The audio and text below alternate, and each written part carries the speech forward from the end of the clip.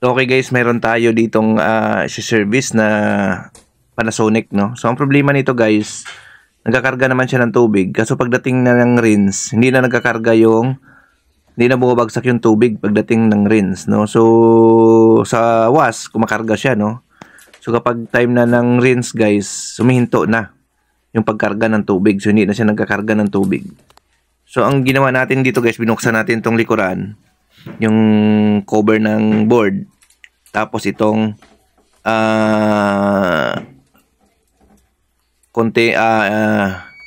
ito yung dinadaanan ng tubig, no? So checkin natin guys yung pinaka inlet valve motor ng Panasonic. No, ito guys, Panasonic, no? Ito yung mga latest model ng Panasonic guys. Ayan. So ang pagtanggal niyan guys nung pinaka strainer niya, or hindi natin alam kung anong tawag dyan, yung lagay ng sabon, no? Ayan.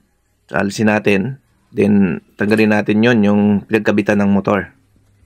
Ito guys, yan, angat natin to. May 4 lang naman yan guys na screw, no? Ayan. Tapos, i-unsocket natin. Alisin natin yung mga wire na nakakonect dyan sa socket, no? Ayan.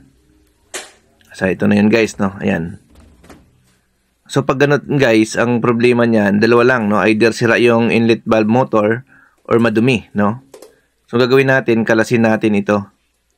Ayan, tanggalin natin tong mga screw na nakakabit dito. Tapos buksan natin, no? Ayan.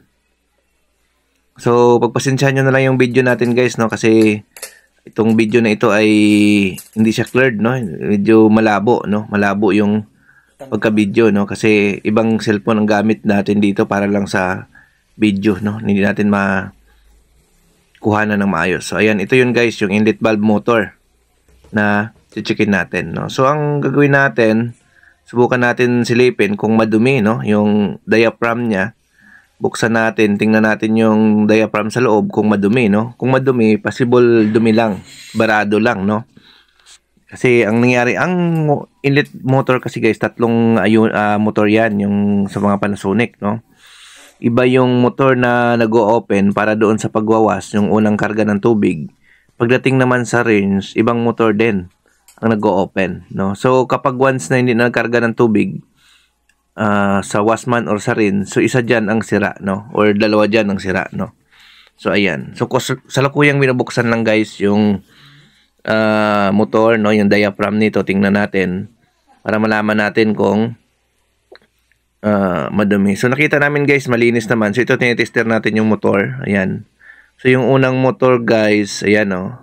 Ayan, against the light, no. Tingnan natin kung makakuha tayo ng reading. Ayan, 4.9 guys. So yung pangalawa, ayan, 5.1. So sira na. Ito naman 5, no? So itong isa guys, good pa ito, ayan, no? 4.9, no? So good pa ito, no? Ang Panasonic guys, ang tamang reading nitong motor is 4.9.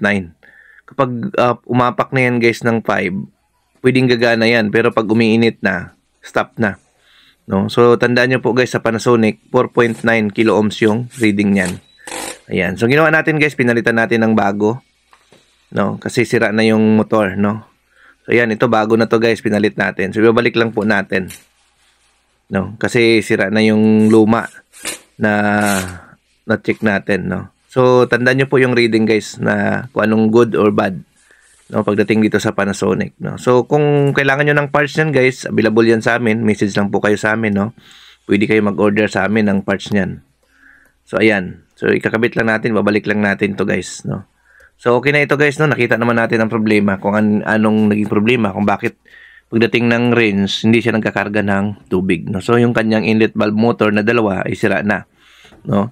So yung isa yung sa rinse, yung pagbanlaw, yung isa doon yung sa downy or sa supiner, no? Yun ang sira. Ayan. So ayan, binabalik lang natin guys, no? Pang-fix lang natin. So ayos na ito guys, no? So wag niyo pong kalimutan i-share at i-like yung ating mga videos guys, no?